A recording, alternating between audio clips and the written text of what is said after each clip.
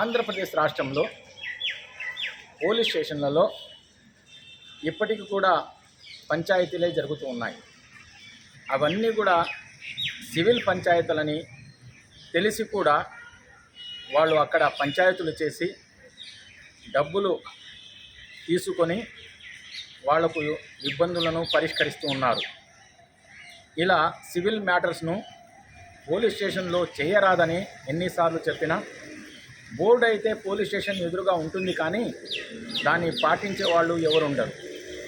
ఈ సివిల్ పంచాయతీలు తీసుకొని వచ్చేవాళ్ళు కూడా ఎక్కువగానే ఉంటారు. ఆ సివిల్ పంచాయతీల్లోనే లక్షలు సంపాదిస్తున్నారు పోలీసు యంత్రాంగం. ఈ విధంగా చేయడం వల్ల ఎంతో కుటుంబాలు, ఎంతోమంది ప్రజలు, పబ్లిక్ ఇబ్బందులకు గురి అవుతున్నారు.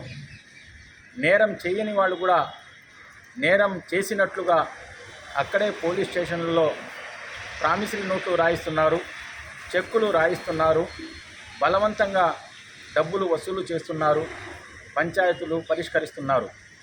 అదేవిధంగా ఎన్నో ఆస్తులకు సంబంధించిన విషయాలు కూడా అక్కడ పోలీస్ స్టేషన్లో బలవంతంగా పరిష్కారం చేయడం జరుగుతూ ఉంది. ఈ విధంగా అవినీతికి పాల్పడుతుంటే, తప్పుడు కేసులు పోలీసులు బనాయిస్తుంటే ఎవరికి చెప్పుకోవాలి? ఆ తర్వాత ఎంతోమంది బెట్టింగ్లకు,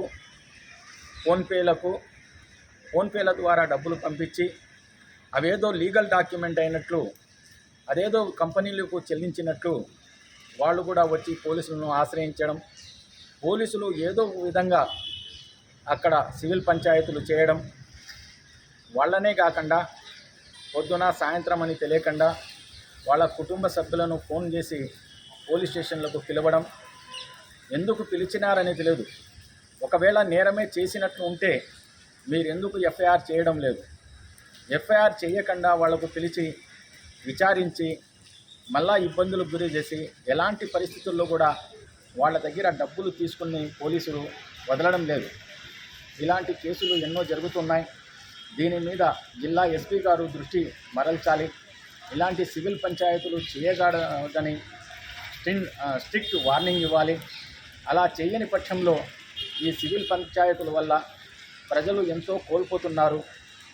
పోలీసులకు తెలుస్తుందో లేదో మనకు అవినీతికి పాల్పడుతున్నామని, కానీ వాళ్ళు కూడా ధారాళంగా ఆ విధంగానే కొనసాగితే సమాజం ఏమవుతుంది?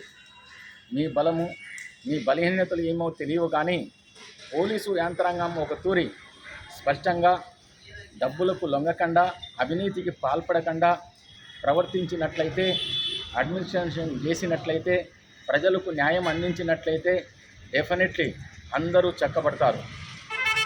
ఇలా చేస్తూ పోతూ ఉంటే కనుక ఇంకా సమాజంలో నేరాలు, ఘోరాలు అనేది పెరుగుతూనే ఉంటాయి. రోజు వచ్చిన సమస్య మళ్ళా ఎందుకు పోలీస్ స్టేషన్కి వస్తుంది అంటే దానికి ముఖ్య కారణము ఎంతవరకు వచ్చి వాళ్ళు డబ్బు చెల్లించకపోతే ఆ సమస్యలు కూడా పరిష్కారం కావడం లేదు. చాలా నేరాలు చేసిన ఆ నేరాల్లో కూడా ఈ డబ్బులతో అవినీతికి పాల్పడి ఆ నేరాలలో తక్కువ సెక్షన్లు పెట్టడము, లేకపోతే తప్పుడు కేసులు పెట్టి వాళ్ళకు పోలీస్ స్టేషన్లో పిలిచి రిమాండ్కు పంపించడము ఇలా జరుగుతూ ఉంది. ఇలాంటి సమస్యలన్నిటి కూడా పరిష్కారం కావాలంటే జిల్లా ఎస్పీ గారు ఈ పోలీసుల మీద నిఘా ఉంచాలి. అంతేకాదు ప్రతి పోలీస్ స్టేషన్లో బయట వాళ్ళు కానీ, ఈవెన్ లాయర్లు కానీ, అధికారులు కానీ విజిట్ చేసినప్పుడు నేను చూస్తున్నది ఒకటి, సెల్ ఫోన్లు లాక్కుంటున్నారు, బయట పెట్టిస్తున్నారు. ఎందుకు?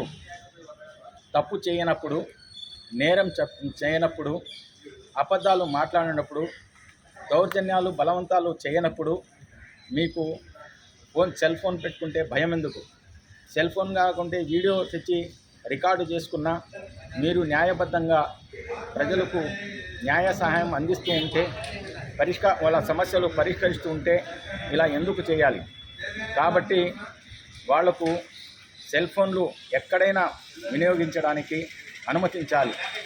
లేకపోతే ఈ అవినీతి అన్నది ఒక్క పోలీస్ స్టేషన్లోనే కాదు, జ్యుడిషియరీలో, కోర్టులలో, న్యాయస్థానాల్లో, ఆ తర్వాత ఇతర ప్లేస్లలో మనము సాధారణంగా చూస్తున్నాము.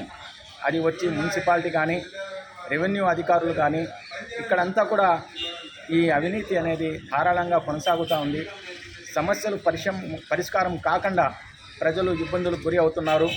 కాబట్టి ఈ విషయాలపైన ముఖ్యంగా పోలీసు యంత్రాంగం చాలా కఠినంగా ఉండాలి, న్యాయం అందించాలి, ప్రజలకు అండగా ఉండాలి అని చెప్పి కోరుకుంటూ ముగిస్తున్నాను. నా పేరు షేక్ అమీన్ పీరా, హైకోర్టు న్యాయవాది, కడప.